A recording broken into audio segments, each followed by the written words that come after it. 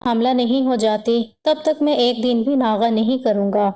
مجھ سے کسی بھی رحم کی امید مت کرنا۔ یہ نکاح بس بچے پیدا کرنے کے لیے کیا ہے۔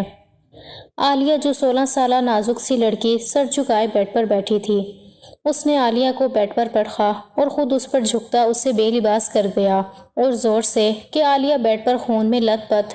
میرا نام سہیل ہے اور میری تیسری شادی تھی۔ یہ ایک بہت لمبی کہانی ہے۔ میری پچھلے 2 شادیاں ناکام ہوئی تھیں اور اس کے پیچھے انہی عورتوں کی غلطی تھی جن سے میں نے شادی کی تھی۔ جب میری پہلی شادی ہوئی میں جوان اور خوبصورت تھا۔ میری عمر 27 سال تھی۔ میں اپنی عین جوانی پر تھا۔ گھر میں میری ماں تھی، 4 بہنیں تھیں اور ہمارا بھرپور گھرانہ تھا۔ بھائی اور کوئی نہیں تھا میرا، بس میں ہی تھا سب کا خیال کرنے والا۔ لیکن میں کر لیتا تھا سب کا خیال کیونکہ میرے پاس پیسے تھے، اللہ کا دیا ہوا سب کچھ تھا، کھاتا پیتا تھا میں خود بھی اور باقیوں کو بھی خوش رکھا ہوا تھا۔ میں نے اپنی 2 بہنوں کی شادی بھی کی تھی، لیکن ان میں سے ایک بہن کا شوہر باہر کمانے گیا تو وہ ہمارے ساتھ ہی رہتی تھی، اور ایک بہن تھی جو رخصت ہو چکی تھی لیکن وہ بھی محلے میں قریب ہی رہتی تھی تو آتی جاتی رہتی تھی۔ گھر میں رونق تھی، ہنسی خوشی کا ماحول تھا۔ میری ماں کے چہرے پر سکون تھا اور بہنوں کے چہروں پر اطمینان تھا۔ ماں نے میری شادی اپنی پسند سے کرائی تھی۔ میں نے زیادہ اعتراض نہیں کیا کیونکہ ماں کی بات میرے لیے حکم ہوا کرتی تھی۔ جس لڑکی سے میری شادی ہوئی وہ بہت زیادہ خوبصورت تھی، اتنی کہ پہلی ہی نظر میں دل اس پر رک سا گیا تھا۔ اس کا نام زہرا تھا۔ رنگ چمکتا ہوا صاف، آنکھیں بڑی بڑی اور بات کرتے ہوئے شرماتی تھی۔ ماں کا کہنا تھا کہ ابھی تیری شادی کروانی تو نہیں چاہیے تھی کیونکہ ابھی تیری کنواری بہنیں رہتی ہیں تو بیوی کے پیچھے لگ کے ان کے حقوق بھول جائے گا۔ لیکن میں نے ماں سے کہا کہ ایسا کچھ نہیں ہوگا، میں سب کا خیال رکھوں گا، اور ایسا ہی ہوا۔ میں نے اپنی بیوی کو شروع دن سے یہ سمجھانے کی کوشش کی کہ وہ سب کے ساتھ ادب سے پیش آئے اور گھر کی عزت کو ہمیشہ قائم رکھے۔ شادی کے شروع دنوں میں زہرا بڑی معصوم اور فرما بردار تھی۔ اس کے چہرے پر ایسی حیا تھی جو دل کو چھو جاتی تھی۔ جب میں دفتر سے واپس آتا وہ دروازے پر میرا استقبال کرتی تھی، ہاتھ میں چائے کا کپ ہوتا اور چہرے پر ہلکی سی مسکراہٹ۔ میں محسوس کرتا کہ وہ سچے دل سے میرا خیال رکھتی ہے، لیکن شاید اس کی یہی نرمی اس کی کمزوری بن گئی۔ گھر میں 6 عورتیں تھیں، ماں اور میری 4 بہنیں، لیکن سب کے سب گھر کے کاموں سے جان چھڑانے لگیں۔ انہوں نے زہرا کو ایک نوکرانی کی طرح کاموں میں لگا دیا۔ صبح سویرے سے رات گئے تک وہ کام کرتی رہتی تھی، کبھی باورچی خانے میں، کبھی برتن دھوتی، کبھی کپڑے سکھاتی، کبھی جھاڑو لگاتی، اور میں بے خبر اپنی ماں بہنوں کی باتوں پر یقین کرتا رہا۔ آہستہ آہستہ ان لوگوں نے میرے کان بھرنے شروع کر دیے۔ ماں کہتی یہ لڑکی منہ پھٹ ہے، بہنیں کہتی کہ یہ ہمیں آنکھوں میں آنکھیں ڈال کر جواب دیتی ہے۔ میں حیران ہوتا کہ وہ اتنی نرم دل لڑکی ایسا کیسے کر سکتی ہے، مگر میرے دل میں شک پیدا کر دیا گیا۔ جب بھی زہرا میرے پاس اپنی صفائی دینے آتی میں غصے میں کہہ دیتا تمہارے خلاف اتنی باتیں کوئی خالی دماغ سے نہیں بناتا، کچھ تو سچ ہوگا۔ وہ چپ ہو جاتی، صرف اتنا کہتی میں نے آپ کا کبھی دل دکھانے کی کوشش نہیں کی، لیکن میری آنکھوں کے سامنے جو پردہ تھا وہ ماں بہنوں نے ایسا تان دیا تھا کہ مجھے حقیقت دکھائی نہیں دیتی تھی۔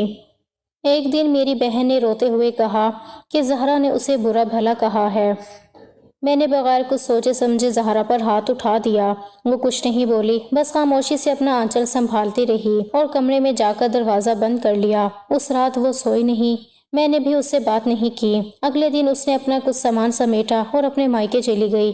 ماں اور بہنوں نے کہا کہ یہ تو ویسے ہی ضدی تھی، چلی گئی تو جانے دو، ہم تیرے لیے اس سے بھی اچھی ڈھونڈیں گے۔ میں نے ایک لمحے کے لیے بھی سوچا نہیں، بس خاموش ہو گیا۔ چند دن بعد مجھے احساس ہونے لگا کہ گھر جیسے خالی ہو گیا ہو۔ زہرا کی ہنسی، آواز، اس کی موجودگی کا احساس، سب کچھ ختم ہو گیا تھا۔ میں نے کئی بار دل میں سوچا کہ جا کر اسے واپس لے آؤں، لیکن ماں کے چہرے پر ایسی سختی دیکھی کہ میں نے ہمت نہ کی۔ اگلے ہی دن ماں نے کہا فکر نہ کر، اس سے بھی زیادہ خوبصورت لڑکی سے تیری شادی کرواؤں گی، اور ایسا ہی ہوا۔ لیکن یہ سب کچھ اتنی جلدی نہیں ہوا، میری زندگی جیسے رک سی گئی تھی۔ وقت گزرتا گیا، میں کام میں مصروف ہو گیا، دن رات کاروبار میں لگ گیا۔ جب میں نے دوبارہ شادی کی تو میری عمر 35 سال ہو چکی تھی۔ اس دوران میں نے اپنی 2 بہنیں بھی رخصت کر دی، لیکن ان شادیوں میں پیسوں کی کمی نے بہت دکھ دیے۔ قرض چڑھ گئے، دوست بھی کچھ ناراض ہوئے اور زندگی جیسے مشکل ہوتی چلی گئی۔ تب میری دوسری بیوی ارم میری زندگی میں آئی۔ وہ بھی بہت خوبصورت تھی، لیکن پہلے والی زہرا کا حسن کچھ اور ہی تھا جو دل میں نقش ہو گیا تھا۔ سنا تھا کہ زہرا نے دوسری شادی کر لی تھی اور وہ اب بہت خوش ہے۔ میں نے خبر سنی تو دل جیسے بیٹھ سا گیا۔ ایک پل کو لگا کہ وہ خوش نہیں ہونی چاہیے تھی، وہ تو میری تھی، لیکن پھر سوچا کہ شاید اس کے نصیب میں یہی لکھا تھا اور میرے نصیب میں تنہائی۔ مجھے بچوں کا بہت زیادہ شوق تھا۔ میں نے اپنی بہنوں کے بچے دیکھے تھے، تب سے مجھے بچوں کا شوق اور بھی زیادہ ہو گیا تھا۔ جب ان کے بچے میرے پاس آتے تھے، میں انہیں گود میں اٹھاتا، ان کے نرم ہاتھوں کو پکڑتا، ان کی ہنسی سنتا تو دل کے اندر ایک عجیب سی چاہ اٹھتی تھی کہ کاش میرے بھی ایسے ہی بچے ہوں جو مجھے ابو کہہ کر بلائیں، جنہیں میں اسکول چھوڑنے جاؤں، شام کو ان کے لیے کھلونے لاؤں اور ان کے ساتھ ہنسوں کھیلوں۔ میں سوچتا کہ جس گھر میں بچے ہوتے ہیں وہ گھر کسی جنت سے کم نہیں ہوتا۔ ان کی موجودگی سے دیواریں بھی جیسے مسکراتی ہیں اور دل میں زندگی کا احساس بڑھ جاتا ہے۔ جب میری دوسری شادی ہوئی تو دل میں یہی امید جاگی کہ اب شاید میری یہ خواہش پوری ہو جائے گی۔ میں چاہتا تھا کہ جلد از جلد میرے اپنے بچے پیدا ہو جائیں تاکہ میرا گھر مکمل ہو جائے، لیکن شادی کے کچھ مہینوں بعد مجھے محسوس ہوا کہ جیسے سب کچھ ٹھیک نہیں ہے، کچھ ایسا ہے جو میں سمجھ نہیں پا رہا تھا۔ میں نے شروع میں تو اس احساس کو نظر انداز کیا، لیکن دن بہ دن یہ سوچ بڑھنے لگی کہ شاید مجھ میں ہی کوئی کمی ہے۔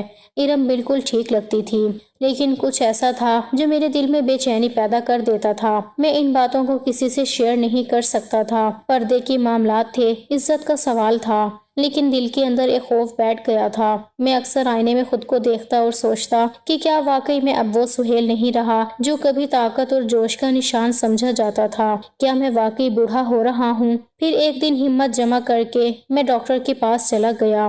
میں نے ڈاکٹر سے کہا، لگتا ہے کہ میں بوڑھا ہو گیا ہوں۔ اس نے میری طرف دیکھا اور ہنسنے لگا، کہنے لگا، سہیل صاحب کیا بات کر رہے ہیں؟ 35 سال کا مرد تھوڑی بوڑھا ہوتا ہے، یہ تو اپنی جوانی کے عروج پر ہوتا ہے۔ میں نے اسے بتایا کہ مجھے اندر سے لگتا ہے جیسے میری طاقت کم ہو گئی ہے، جیسے میرا جسم پہلے جیسا نہیں رہا۔ ڈاکٹر نے غور سے میری بات سنی اور بولا، آپ کا کوئی مسئلہ ہے پیسوں وغیرہ کا؟ میں نے کہا، نہیں، پیسوں کا تو کبھی مسئلہ نہیں رہا، میرے حالات ہمیشہ اچھے رہے ہیں، بلکہ پچھلے چند سالوں میں میرا کاروبار پہلے سے ڈبل ہو چکا ہے۔ میں نے اپنی بہنوں کی شادیاں بھی اچھی طرح کی ہیں، ایک کے بعد ایک، سب خوش ہیں، اور میرا گھر بھی کسی نعمت سے کم نہیں۔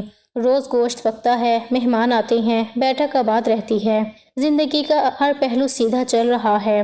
ڈاکٹر نے کہا، پھر مجھے لگ رہا ہے کہ آپ کا مسئلہ جسمانی نہیں بلکہ کوئی اور ہی ہے۔ وہ کرسی سے تھوڑا آگے جھک کر بولا، سہیل صاحب، آپ نے تو سنا ہی ہوگا کہ عورتیں ایک خاص عمر کے بعد بچے پیدا کرنے کی طاقت کھو دیتی ہیں، لیکن مردوں کے بارے میں یہ کہا جاتا ہے کہ وہ کبھی بوڑھے نہیں ہوتے۔ لیکن اس کا مطلب یہ نہیں کہ مرد بڑھاپے سے آزاد ہیں، بلکہ اس کا مطلب یہ ہے کہ بڑھاپے میں بھی وہ اولاد پیدا کر سکتے ہیں، مگر بعض اوقات کچھ جسمانی نظام ایسے بدل جاتے ہیں کہ وہ صلاحیت کمزور ہونے لگتی ہے۔ ڈاکٹر نے ایک لمبی سانس لی اور بولا، میرے سامنے ایک نایاب کیس ہے، مجھے لگتا ہے کہ آپ کے ساتھ بھی کچھ ایسا ہی ہو رہا ہے۔ آپ ابھی مکمل طور پر ٹھیک ہیں، لیکن 4 یا 5 سال بعد آپ کے اندر اولاد پیدا کرنے کی طاقت ختم ہو جائے گی۔ اس نے یہ بات بڑے سکون سے کہی، لیکن میرے کانوں میں جیسے گھنٹیاں بجنے لگیں، میری آنکھوں کے سامنے دھند چھا گئی۔ میں نے کرسی کی پشت پکڑ لی۔ وہ بولا، آپ فکر نہ کریں، 4-5 سال کوئی کم وقت نہیں ہوتا، 4-5 سال میں تو لوگ 4-5 بچے پیدا کر لیتے ہیں۔ میں نے چپ چاپ سر ہلا دیا، لیکن اندر سے جیسے سب کچھ ہل گیا تھا۔ جب میں ڈاکٹر کے کلینک سے نکلا تو دھوپ آنکھوں کو چبھ رہی تھی۔ میں گاڑی میں بیٹھا تو دل جیسے دھک دھک کر رہا تھا۔ میں نے سوچا کہ زندگی نے مجھ پر یہ کون سا امتحان ڈال دیا ہے۔ میں نے ارم کو یہ بات نہیں بتائی۔ میں ڈرتا تھا کہ اگر اس نے سن لیا تو کہیں وہ میری مردانگی پر شک نہ کرے، وہی مردانگی جو ہر مرد کے لیے اس کے وقار جیسی ہوتی ہے۔ میں نے خود کو مضبوط کرنے کے لیے فیصلہ کیا کہ میں اسے صرف اتنا کہوں گا کہ مجھے بچے چاہیے، وہ بھی جلدی۔ میں نے اس سے کہا کہ اب ہم تاخیر نہیں کریں گے، زندگی رکنے کا نام نہیں، مجھے اپنی اولاد چاہیے، وہ بھی جلدی جلدی۔ بچے پیدا کرنے کی تیاری کرو۔ میں نے یہ بات کہتے وقت دل پر پتھر رکھ لیا تھا، لیکن چہرے پر ایسا ظاہر کیا جیسے سب کچھ ٹھیک ہے اور میں بالکل وہی سہیل ہوں جو کبھی ہوا کرتا تھا۔ ارم کا بھی کوئی خاص رد عمل نہیں تھا۔ جب میں نے اس سے کہا کہ مجھے جلدی بچے چاہیے تو وہ نہ مسکرائی نہ کچھ بولی، بس خاموش ہو گئی۔ میں اس کی خاموشی کو اس کی ہاں سمجھ بیٹھا۔ میں نے دل میں سوچا کہ شاید عورتیں زیادہ شرمیلی ہوتی ہیں، اور اس نے شرم کے مارے کوئی جواب نہیں دیا۔ لیکن وقت گزرتا گیا، دن مہینے میں بدل گئے اور مہینے سال میں بدلنے لگے۔ ایک سال اس کے ساتھ گزر گیا، لیکن اولاد کا کوئی نام و نشان نہیں تھا۔ میں ہر مہینے ایک امید باندھتا اور ہر مہینے وہ امید ٹوٹ جاتی۔ ہر بار سوچتا کہ شاید اب خوشخبری ملے گی، لیکن نتیجہ وہی خاموشی اور مایوسی۔ میں نے ارم کو کبھی طعنے نہیں دیے، لیکن دل کے اندر ایک شور سا مچ گیا تھا کہ کہیں مجھ میں ہی کوئی کمی نہ ہو۔ حالانکہ ڈاکٹر کہہ چکا تھا کہ میں بالکل ٹھیک ہوں، لیکن پھر بھی دل مانتا نہیں تھا۔ میں نے فیصلہ کیا کہ اب کی بار اسے بھی ڈاکٹر کے پاس لے جاتا ہوں، تاکہ اگر کوئی مسئلہ ہو تو حل نکل آئے۔ میں ارم کو وہیں لے گیا جہاں خود گیا تھا۔ میں نے ڈاکٹر سے کہا کہ یہ میری بیوی ہے، چیک اپ کر لے تاکہ ہم دونوں تسلی سے رہ سکیں۔ ڈاکٹر نے مسکرا کر ہمیں گائنے والی خاتون کے پاس بھیج دیا۔ وہاں سب ٹیسٹ کیے گئے۔ ارم کچھ پریشان سی لگ رہی تھی۔ میں نے اس کے چہرے پر ڈر دیکھا، لیکن کچھ نہیں کہا، کیونکہ مجھے لگا کہ یہ سب وقتی ہے۔ ہم شام کو گھر واپس آ گئے۔ اگلے دن ڈاکٹر نے فون کیا اور کہا، سہیل صاحب آپ اکیلے آ جائیں، مجھے کچھ بات کرنی ہے۔ میں اکیلا گیا۔ دل عجیب سی گھبراہٹ سے بھرا ہوا تھا۔ ڈاکٹر نے مجھے بیٹھنے کا اشارہ کیا اور بولا، سہیل صاحب مجھے افسوس ہے، آپ کی بیوی بانجھ ہے، اس کے یہاں کبھی اولاد نہیں ہو سکتی۔ میں چند لمحے تک اسے خالی نظروں سے دیکھتا رہا، جیسے اس کے الفاظ میرے کانوں سے نہیں بلکہ میرے دل میں تیر بن کر اتر گئے ہوں۔ میں نے بے یقینی سے پوچھا، آپ کو پورا یقین ہے؟ اس نے کہا، ہاں، تمام رپورٹس دیکھنے کے بعد یہی نتیجہ نکلا ہے۔ میں نے سر پکڑ لیا، میرا دماغ سن ہو گیا۔ میرے ذہن میں زہرا کی یاد آئی، میری پہلی بیوی جس کے یہاں 2 بچے ہو چکے تھے۔ اس وقت میں نے خود کو کمزور نہیں سمجھا تھا بلکہ قسمت کو برا کہا تھا، لیکن اب مجھے احساس ہوا کہ مسئلہ مجھ میں نہیں تھا بلکہ قسمت نے میرے ساتھ کھیل کھیلا تھا۔ میں نے لرزتی آواز میں ڈاکٹر سے پوچھا، کیا کوئی علاج ہے، کوئی امید ہے، کوئی طریقہ جو جلدی اثر کر جائے؟ ڈاکٹر نے لمبی سانس لے کر کہا، سہیل صاحب افسوس ہے، کوئی علاج نہیں ہے۔ یہ وہ معاملہ ہے جس میں دوا کچھ نہیں کر سکتی۔ ویسے دیکھنے میں وہ بالکل ٹھیک لگتی ہیں، لیکن اندر سے وہ اولاد پیدا کرنے کی طاقت سے محروم ہیں۔ میں نے تھکے ہوئے لہجے میں کہا، ڈاکٹر آپ کو تو پتہ ہے میری حالت کیا ہے، میں کتنی خواہش رکھتا ہوں کہ باپ بنوں۔ میری زندگی کی سب سے بڑی خواہش یہی ہے، میں کیا کروں؟ ڈاکٹر نے سنجیدگی سے میری طرف دیکھا اور بولا، سہیل صاحب اگر آپ واقعی باپ بننا چاہتے ہیں تو ایک یہی راستہ ہے، آپ دوسری شادی کریں، انہیں بھی ساتھ رکھیں، لیکن دوسری شادی ضرور کریں۔ میں نے تلخ لہجے میں کہا، دوسری نہیں تیسری ہوگی، کیونکہ میری ایک شادی پہلے بھی ناکام ہو چکی ہے۔ ڈاکٹر نے کندھے اچکاتے ہوئے کہا، یہ آپ کے ذاتی معاملات ہیں، مگر آپ کے پاس وقت کم ہے۔ میں نے پہلے بھی کہا تھا کہ 4-5 سال بعد یہ صلاحیت ختم ہو جائے گی، اور آپ نے 1 سال پہلے ہی ضائع کر دیا۔ اب فیصلہ آپ کے ہاتھ میں ہے۔ میں چپ چاپ ڈاکٹر کی کلینک سے نکلا۔ گاڑی میں بیٹھا تو سامنے سڑک دھندلی دکھائی دے رہی تھی۔ دل جیسے بند ہو گیا ہو، زبان پر الفاظ نہیں آ رہے تھے۔ گھر پہنچا تو ارم خوش تھی۔ شاید اسے معلوم تھا کہ ڈاکٹر نے کیا کہا ہے۔ اس کے چہرے پر سکون تھا۔ ماں نے بھی کبھی اس کے خلاف کوئی بات نہیں کی تھی، کیونکہ ارم گھر کے سب کام کرتی تھی۔ ماں بہنوں کا خیال رکھتی تھی اور کبھی کسی کو شکایت کا موقع نہیں دیا تھا۔ مجھے لگا شاید اسے پہلے ہی معلوم تھا کہ وہ اولاد پیدا نہیں کر سکتی، اس لیے وہ گھر والوں کو راضی رکھنے میں لگی رہتی تھی تاکہ کوئی سوال نہ کرے۔ میں کئی دن تک الجھن میں رہا۔ میں نے خود سے لڑائی کی، خود پر غصہ کیا، لیکن آخرکار میں نے فیصلہ کر لیا کہ میں ارم کو طلاق دوں گا۔ میں نے اسے بلا کر کہا، ارم میں تمہارے ساتھ مزید نہیں رہ سکتا، کیونکہ مجھے اولاد چاہیے اور تم مجھے وہ خوشی نہیں دے سکتی جو میں چاہتا ہوں۔ تم نے مجھ سے یہ بات چھپائی ہے، اس لیے اب ہمارا ساتھ ممکن نہیں۔ وہ خاموشی سے سنتی رہی۔ اس کی آنکھوں میں آنسو تھے، لیکن اس نے کوئی بحث نہیں کی۔ میں نے طلاق کے کاغذ پر دستخط کیے۔ دل جیسے پتھر بن گیا۔ جب وہ اپنے گھر جا رہی تھی تو اس نے آخری بار پلٹ کر مجھے کہا۔ اس کی آنکھوں میں ایسی چبھن تھی جیسے کسی نے خنجر گھونپ دیا ہو۔ وہ نظر جیسے مجھ پر رک گئی ہو، اور اس نظر میں شکوہ بھی تھا، دکھ بھی، بد دعا بھی تھی۔ میں نے نگاہ نیچے کر لی کیونکہ اس کی آنکھوں کا سامنا کرنے کی ہمت نہیں تھی۔ میری ماں نے بعد میں کہا کہ وہ تو اچھی لڑکی تھی، سب کا خیال رکھتی تھی، یہ کیا کر دیا بیٹا؟ تیسری شادی کرنا آسان نہیں ہوتا۔ میں نے ماں سے کہا مل جائے گی لڑکی، اس کا بھی آسان حل ہے۔ اس نے پوچھا کیا مطلب؟ میں نے کہا بعد میں بتاؤں گا، لیکن اندر سے دل کانپ رہا تھا۔ مجھے ایسا لگ رہا تھا جیسے میں نے ایک بے قصور انسان کو سزا دے دی ہو، لیکن اب پچھتانے کا کوئی فائدہ نہیں تھا۔ فیصلہ ہو چکا تھا اور ارم کی وہ آخری نظر میری روح پر نقش ہو چکی تھی۔ اس بیچ اور بہت سارا وقت گزر گیا۔ ارم بھی میری زندگی میں 2 سال رہی تھی اور اب میں 38 سال کا ہونے والا تھا۔ بیماری کی خبر سننے کے بعد جو وقت گزرا اس نے مجھے جیسے اندر سے بوڑھا کر دیا تھا۔ ایک مرد کو اگر یہ پتہ چل جائے کہ اس کی مردانگی کچھ سالوں کی مہمان ہے تو وہ زندہ رہ کر بھی مر جاتا ہے۔ میں ہر دن اپنے اندر ایک خوف کے ساتھ جیتا تھا۔ مجھے لگتا تھا کہ میں وقت کے خلاف جنگ لڑ رہا ہوں اور ہار میری لکھی جا چکی ہے۔ اب تو یہ بات مشہور ہو گئی تھی کہ میں اپنی بیویوں کو بلا وجہ طلاق دے دیتا ہوں۔ لوگ کہتے تھے کہ سہیل کا دل بھر جاتا ہے تو وہ بیوی کو چھوڑ دیتا ہے۔ کسی نے کہا کہ اس کی دونوں بیویاں بہت خوبصورت تھیں، ان میں کوئی کمی نہیں تھی، پھر بھی اس نے چھوڑ دیا۔ شاید یہ عیاش ہے جسے بس نئی عورتیں پسند ہیں۔ کسی نے ہنستے ہوئے کہا کہ یہ مرد نہیں جنون ہے جو عورتوں کو آزما کر پھینک دیتا ہے۔ ہر طرف ایسی باتیں پھیل گئیں کہ کسی شریف گھرانے نے رشتہ دینا ہی چھوڑ دیا۔ میں خاموشی سے یہ سب سنتا رہا مگر اندر سے ٹوٹتا گیا۔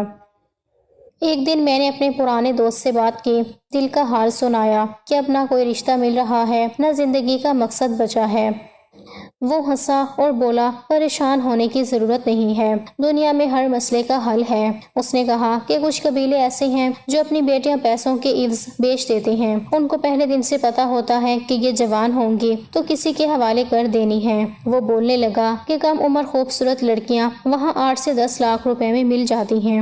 اگر تم چاہو تو میں بندوبست کر دیتا ہوں، تمہیں اچھی لڑکی دلوا دوں گا۔ میں حیران رہ گیا، لیکن میرے اندر کی خواہش کہ میں کسی طرح باپ بن جاؤں اس نے سب سوچنے سمجھنے کی صلاحیت ختم کر دی۔ میں نے کہا ٹھیک ہے، اگر تم بندوبست کر دو تو میں تیار ہوں۔ میری دوست نے میرا بڑا ساتھ دیا اور کچھ دنوں میں اس نے ایک لڑکی دکھائی۔ جب میں نے اسے دیکھا تو حیران رہ گیا۔ وہ بہت حسین تھی، اس کا نام عالیہ تھا، عمر بھی بہت کم تھی، یہاں تک کہ وہ میری پہلی بیوی زہرا سے بھی کم عمر کی تھی۔ اس کے گھر والے بھی اس معاملے کو کسی سودے کی طرح لے رہے تھے۔ ان کے لہجے میں نہ شرم تھی نہ دکھ، بس گنتی کا حساب۔ انہوں نے کہا سہیل صاحب، جب سے یہ پیدا ہوئی ہے ہم نے اس پر جتنا خرچ کیا ہے وہ سب ہم نے رجسٹر میں لکھا ہے۔ انہوں نے ایک رجسٹر نکالا اور دکھانے لگے کہ یہ دیکھیں، ابھی تک اس پر 7 لاکھ روپے لگ چکے ہیں، کھانے پینے اور رہنے سہنے کے علاوہ۔ تو اب ہمیں کچھ نفع بھی تو چاہیے، ہم نے بھی اس میں اپنی زندگی لگائی ہے۔ میں نے اپنے دوست کی طرف دیکھا، اس نے آنکھوں سے اشارہ کیا کہ مان جاؤ، بہت اچھی لڑکی ہے۔ آخر وہ 12.5 لاکھ میں مان گئے اور انہوں نے اپنی بیٹی کا نکاح میرے ساتھ کر کے اسے رخصت کر دیا۔ میرے دوست نے جاتے جاتے کہا کہ نہ آنا نہ جانا، نہ پیچھے نہ آگے، کوئی نہیں ہے ان کا۔ یہ لوگ بعد میں پوچھنے نہیں آتے، نہ دیکھنے نہ خبر لینے۔ اگر تم چاہو تو اپنی مرضی سے ملوا دو، ورنہ کوئی زبردستی نہیں کرے گا۔ میں نے کہا مجھے تو بس بچے چاہیے اور کچھ نہیں۔ اس نے ہنستے ہوئے کہا کہ بچے تو یہ عورتیں بہت پیدا کرتی ہیں، ان میں طاقت بہت ہوتی ہے، فکر مت کرو، خوش ہو جاؤ۔ میں نے اس کا شکریہ ادا کیا مگر اس کو اپنی اصل حالت کے بارے میں نہیں بتایا تھا، کیونکہ میں نہیں چاہتا تھا کہ کوئی میری کمزوری کو جان لے۔ میں کو گھر لے آیا، ماں کو بتایا کہ میں نکاح کر چکا ہوں۔ ماں کے چہرے پر حیرانی تھی، لیکن وہ اب میری حرکتوں کی عادی ہو چکی تھی۔ اس نے کہا کہ یہ تو بہت کمزور ہے، گھر کے کام کرے گی۔ میں نے کہا گھر کے کاموں کے لیے نہیں لایا ہوں، صرف اپنے کام کے لیے لایا ہوں۔ میں نے صاف لفظوں میں کہہ دیا کہ اب یہ جلد ہی ماں بنے گی، پھر اسے آرام کی ضرورت ہوگی اور میں اس کے لیے نوکرانی رکھوں گا تاکہ وہ اس کی دیکھ بھال کرے، کیونکہ تم لوگوں میں نہ اب اتنی ہمت رہی ہے نہ ظرف کہ کسی اور کا خیال رکھ سکو۔ میں سمجھنے لگا تھا کہ میری پچھلی دونوں شادیوں کے برباد ہونے میں، خاص طور پر پہلی شادی میں، میرے گھر والوں کا بہت بڑا ہاتھ تھا۔ میں نے سوچا اگر میں نے زہرا کی بات سنی ہوتی، اگر میں نے اس کے آنسوؤں پر یقین کر لیا ہوتا تو شاید آج میرا گھر بسا ہوتا، آج میری گود میں میرے اپنے بچے ہوتے۔ وہ چہرہ بار بار میری آنکھوں کے سامنے آتا، جس میں حیا بھی تھی، سچائی بھی اور درد بھی۔ مجھے ارم یاد نہیں آتی تھی جتنی مجھے زہرا یاد آتی تھی۔ زہرا میری زندگی کی وہ کمی بن گئی تھی جو کبھی پوری نہیں ہو سکتی تھی۔ اور میں اب اپنی تیسری بیوی عالیہ کے ساتھ ایک نئی زندگی شروع کرنے جا رہا تھا، لیکن میرے دل کے کسی کونے میں یہ خوف زندہ تھا کہ شاید قسمت ایک بار پھر مجھ سے کوئی کھیل کھیلنے والی ہے۔ عالیہ واقعی بہت چپ چاپ سی لڑکی تھی۔ اس کی آنکھوں میں ایک عجیب سی معصومیت تھی جسے دیکھ کر دل پگھل جاتا تھا۔ وہ میری ہر بات بغیر کسی بحث کے مان لیتی تھی، جیسے اس کی زندگی کا مقصد ہی بس میری خوشی ہو۔ وہ نہ کبھی انکار کرتی، نہ کبھی سوال پوچھتی۔ میں جب کچھ کہتا وہ سر جھکا کر سنتی اور خاموشی سے وہی کرتی جو میں چاہتا تھا۔ اس کی یہی خاموشی مجھے سکون بھی دیتی تھی اور کہیں نہ کہیں یہ احساس بھی کہ اب شاید میں اپنی منزل کے قریب ہوں۔ میں اکثر رات کو اس کے چہرے کو دیکھ کر سوچتا تھا کہ کتنی نرم مزاج لڑکی ہے یہ۔ نہ اس کے چہرے پر کوئی ضد تھی، نہ غصہ، نہ دکھ کی کوئی لکیر تھی۔ وہ جیسے تقدیر کے ہر فیصلے کو تسلیم کر چکی تھی۔ میں جب بھی اس کے پاس بیٹھتا تو وہ نظریں جھکا لیتی تھی اور دھیرے سے کہتی تھی کہ جو آپ چاہیں وہی ہوگا۔ میں ہر بار دل ہی دل میں دعائیں مانگتا کہ اللہ کرے یہ سچ ہو جائے اور وہ ماں بن جائے، کیونکہ اب میری پوری امید اسی سے بندھی ہوئی تھی۔ میں نے عالیہ کا ہر ممکن خیال رکھا تھا، اس کے لیے اچھے کھانے بنواتا، دوائیوں کا بندوبست کرتا، یہاں تک کہ اسے گھر کے کام بھی نہیں کرنے دیتا تھا۔ ماں جب کبھی کچھ کہتی کہ یہ لڑکی تو کچھ کرتی نہیں، میں کہتا کہ اس کو کچھ کرنے کی ضرورت نہیں ہے کیونکہ مجھے اولاد چاہیے، اور مجھے یقین تھا کہ اگر میں نے اس کے دل کو خوش رکھا تو جلد ہی وہ خوشخبری لے کر آئے گی۔ میں اس کے ساتھ ہر وقت نرمی سے پیش آتا تھا تاکہ اس کے دل میں کوئی خوف یا دباؤ نہ ہو۔ میں نے کئی بار خواب میں دیکھا کہ میں ایک ننھے بچے کو گود میں لیے بیٹھا ہوں اور عالیہ میرے سامنے مسکرا رہی ہے۔ وہ منظر مجھے زندہ رکھتا تھا۔ ہر رات یہی خیال میرے دل میں رہتا کہ شاید اب وہ وقت دور نہیں جب میرا اپنا خون میری باہوں میں ہوگا، چاہے بیٹی ہی کیوں نہ ہو، بس وہ میری اولاد ہو۔ یہی سوچ کر میں زندگی کی ساری تھکن بھول جاتا تھا اور عالیہ کی خاموش خدمت گزاری مجھے ہر دن ایک نئی امید دیتی تھی۔ ایک مہینہ اسی طرح گزر گیا، لیکن پھر مجھے وہ خبر ملی جس سے مجھے یہ پتہ چلا کہ فی الحال عالیہ ماں نہیں بن سکتی۔ مہینہ گزر جانے کے بعد بھی میں سمجھ گیا تھا کہ میری پورے مہینے کی محنت ضائع ہو گئی، اور اگر بار بار ایسا ہوتا رہا تو اس کا مطلب یہ کہ یہ تو ماں نہیں بن پائے گی۔ اس لیے مجھے جو کرنا ہے جلدی کرنا ہے۔ پہلے تو وہ میری ہر بات مان رہی تھی، لیکن اب کیونکہ میں اپنی آئی پر آ چکا تھا اور ہر کام میں جلدی جلدی کرنے لگا تھا تو وہ بھی بولنا شروع ہو گئی۔ کہنے لگی کہ ایسے تو نہیں کریں، ایسے تو میری طبیعت خراب ہو جائے گی، مجھے آرام کرنے کا موقع چاہیے۔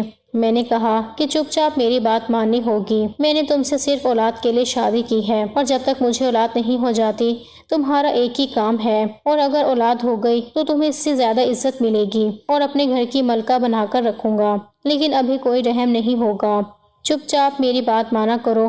وہ روزانہ میری خوشی کے آگے جھک تو جاتی تھی، لیکن اس کی طبیعت خراب ہو رہی تھی۔ ڈاکٹرز کی باتیں تو میں مان ہی رہا تھا، لیکن پھر ایک پیر بابا کے پاس چلا گیا۔ انہوں نے کہا کہ ایک ایسا خاص دن ہوتا ہے مہینے میں جب عورت کے ساتھ اگر وقت گزارا جائے تو اولاد ضرور پیدا ہوتی ہے، اور بیٹا ہی پیدا ہوتا ہے۔ اس نے جو مجھے کیلکولیشن بتائی اس کے حساب سے تو وہ دن آج ہی تھا۔ میں فوراً گھر بھاگا۔ میں نے عالیہ سے کہا کہ تیار ہو جاؤ، تو کہنے لگی کہ میری طبیعت تو بہت خراب ہے، لیکن میں نے اس کی ایک نہیں سنی۔ مجھے جو کرنا تھا، جو میں نے سوچا تھا، وہ میں کر گزرا، لیکن جب صبح ہوئی تو سامنے کا منظر دیکھ کر حیران رہ گیا۔ پورا بستر خراب ہو چکا تھا اور عالیہ کی طبیعت بھی بہت زیادہ خراب تھی۔ وہ بے ہوش پڑی تھی۔ اسے ہسپتال لے گئے۔ ڈاکٹرز نے تو حیرانگی کا اظہار کیا اور کہا کہ آپ نے تو اس لڑکی کی زندگی برباد کر دی، کیونکہ اس کی تو بچہ دانی ہی پھٹ چکی ہے، اور جب یہ کبھی ماں نہیں بن سکتی۔ ڈاکٹر نے یہ بھی کہا کہ یہ ایک صحت مند لڑکی تھی اور یہ ایک نہیں 7-8 بچے پیدا کر سکتی تھی اگر اسے وقت دیا جاتا، اس کا خیال رکھا جاتا، لیکن آپ نے تو اس کا سسٹم ہی ختم کر دیا۔ ہمیں بچہ دانی اس کے جسم سے باہر نکالنی پڑی، کیونکہ اگر ایسا نہ کرتے تو اس کی جان کو خطرہ ہو سکتا تھا۔ ہم نے اس کی جان بڑی مشکل سے بچائی ہے۔ اب یہ ایک ایسی عورت ہے جو کبھی بھی بچہ پیدا نہیں کر سکتی ہے۔ آپ نے اسے بانجھ بنا دیا ہے۔ یہ سن کر میں حیران رہ گیا اور رونے بھی لگا، کیونکہ یہ سب کچھ میری وجہ سے ہوا تھا۔ مجھے پتا نہیں کہ اس کی بد دعا لگی تھی۔ عالیہ چپ تھی، کیونکہ اس کو تو ٹھیک سے سمجھ بھی نہیں آیا تھا کہ اس کے ساتھ ہوا کیا ہے۔ وہ بس یہی سمجھی تھی کہ وہ جلدی ٹھیک ہو جائے گی۔ میں نے اپنی ماں کو بھی کہا کہ آپ کی وجہ سے میری زندگی برباد ہوئی ہے۔ میں نے ان کے سامنے بیٹھ کر ساری بات صاف صاف کہہ دی۔ میں نے ان کو بتایا کہ اب وقت بہت کم رہ گیا ہے، اب نہ تو مجھے کوئی لڑکی ملے گی اور نہ میرے اندر اتنی ہمت باقی ہے کہ میں کسی نئی زندگی کی شروعات کر سکوں۔ یہ جو مرد دنیا کے سامنے کہتے پھرتے ہیں کہ ہم نے 4 شادیاں کرنی ہیں، 4 بیویاں رکھنی ہیں، یہ باتیں بس سننے میں اچھی لگتی ہیں۔ حقیقت میں اگر ایک مرد کے پاس عقل اور ضمیر ہو تو وہ جانتا ہے کہ ایک عورت کی ذمہ داری بھی کتنا بڑا بوجھ ہے۔ میں نے ماں سے کہا کہ میں نے جن راستوں پہ قدم رکھا ان راستوں نے مجھے کچھ نہیں دیا، میرے ساتھ جو کچھ ہوا میرے ہی کیے کی سزا تھی، لیکن اس میں آپ کا بھی بہت بڑا ہاتھ تھا۔ آپ کے فیصلے، آپ کے دباؤ، آپ کی باتوں نے مجھے اس حال تک پہنچا دیا۔ میں نے ماں کو کہا کہ میں وہ سہیل نہیں رہا جو کبھی خود پر فخر کرتا تھا، جو اپنے فیصلوں پر یقین رکھتا تھا۔ اب میں اندر سے خالی ہو چکا ہوں، ٹوٹ چکا ہوں، بکھر چکا ہوں۔ مجھے پتا تھا کہ اب مجھے اولاد نہیں ملے گی، میرے خواب، میرے ارمان سب مٹی میں مل چکے تھے۔ میں نے عالیہ کو طلاق نہیں دی کیونکہ اس نے کبھی مجھ سے کوئی شکایت نہیں کی تھی۔ میں نے اس سے کہا کہ وہ اسی گھر میں رہے گی، میں ہمیشہ اس کا احترام کروں گا، اسے بیوی کی طرح اپنے ساتھ رکھوں گا، اس کے ساتھ کبھی کوئی برا سلوک نہیں کروں گا کیونکہ وہ بھی میری طرح قسمت کی ماری ہوئی تھی۔ اس نے مجھے معاف کر دیا اور خاموشی سے اسی گھر میں رہنے لگی۔ میں نے ایک نوکرانی رکھ لی تاکہ عالیہ کو کسی قسم کی تھکن یا تکلیف نہ ہو۔ وہ کمزور تھی اور میں نہیں چاہتا تھا کہ وہ کسی تکلیف سے گزرے۔ میں نے اپنے گھر میں امن چاہا، سکون چاہا، لیکن میری ماں ہر وقت کسی نہ کسی بات پر اس کے خلاف کچھ نہ کچھ کہہ دیتی تھی۔ وہ بار بار میرے کانوں میں زہر گھولنے کی کوشش کرتی۔ میں نے ایک دن اس سے سخت لہجے میں کہا کہ آپ اپنے کام سے کام رکھیں۔ آپ کی ساری بیٹیوں کی شادیاں میں نے اپنی ذمہ داری سمجھ کر نپٹا دی ہیں۔ آپ کو اس گھر میں عزت سے رکھا ہوا ہے، آپ بھی عزت سے رہیں۔ اب کسی کے بارے میں برا مت بولیں۔ ماں کو میری بات سمجھ آ گئی تھی، اس کے بعد وہ خاموش ہو گئی۔ پھر ایک دن میں ارم سے ملنے گیا۔ وہ میرے دل کا بوجھ تھی، اس کے ساتھ جو میں نے کیا وہ معافی کے قابل نہیں تھا۔ ارم کی 2 مہینے بعد شادی تھی، وہ گھر پہ تھی۔ جب میں اس کے پاس گیا تو وہ چونک گئی۔ میں نے کہا کہ مجھے تم سے بات کرنی ہے۔ میں نے اس سے سب کچھ کہہ دیا جو مجھ پہ گزری تھی۔ میں نے اپنی بیماری کا بتایا، اپنی ٹوٹتی امیدوں کا بتایا۔ اس نے غور سے میری بات سنی، پھر کچھ دیر چپ رہی اور کہنے لگی کہ سہیل تمہیں اب کیا چاہیے؟ میں نے کہا کہ صرف معافی چاہیے۔ میں نے تمہارے ساتھ غلط کیا، تمہارا دل توڑا، تمہیں چھوڑ دیا جبکہ تم قصوروار نہیں تھی۔ میں نے کہا کہ میں تم سے دنیا کے لیے نہیں بلکہ آخرت کے لیے معافی مانگ رہا ہوں، کیونکہ وہاں جا کے اگر تم نے میرا گریبان پکڑ لیا تو میں کیا جواب دوں گا۔ وہ پہلے تو خاموش رہی، پھر آہستہ سے بولی کہ میں نے تمہیں معاف کیا، لیکن جو تم نے اپنے لیے چاہا تھا وہ تمہیں نہیں ملے گا۔ میں نے کہا شاید یہ بھی میری سزا ہے۔ میں وہاں سے نکلا تو میرے دل پہ بوجھ ہلکا ہو گیا، لیکن ایک بوجھ باقی تھا، وہ زہرا کی صورت میں تھا۔ زہرا میری پہلی بیوی تھی، میری پسند کی بیوی تھی۔ میں اسے دل سے چاہتا تھا، لیکن اسے چھوڑ کر میں نے سب سے بڑا ظلم کیا تھا۔ میں جانتا تھا کہ وہ اب کسی اور کے نکاح میں ہے، لیکن پھر بھی میں نے ہمت کر کے اس کے گھر جانے کا فیصلہ کیا۔ جب میں وہاں پہنچا تو وہ اکیلی تھی، اس کے چہرے پہ ایک سنجیدہ سی خاموشی تھی۔ اس کے گود میں ایک چھوٹا سا بیٹا تھا۔ میں نے اسے دیکھا تو دل بھر آیا۔ میں نے کہا کہ زہرا میں تم سے معافی مانگنے آیا ہوں، میں نے تم پہ بہت ظلم کیا ہے، تمہیں چھوڑا، تمہاری آنکھوں میں آنسو دیے، تمہارا خواب توڑا۔ اس نے میری طرف دیکھا اور اس کی آنکھوں سے آنسو بہنے لگے۔ میں نے پوچھا کہ تم رو کیوں رہی ہو؟ کہنے لگی کہ شادی ہوئی تھی میری بھی، یہ بچہ اسی شوہر کا ہے، لیکن 4 مہینے پہلے وہ دنیا سے چلا گیا۔ میں بیوہ ہو گئی ہوں، میرا دل جیسے کسی نے مٹھی میں جکڑ لیا ہو۔ میں نے آہستہ سے کہا کہ زہرا ایک بات کہوں، کیا تم مان لو گی؟ کیا تم مجھ سے دوبارہ شادی کرو گی؟ وہ حیران رہ گئی۔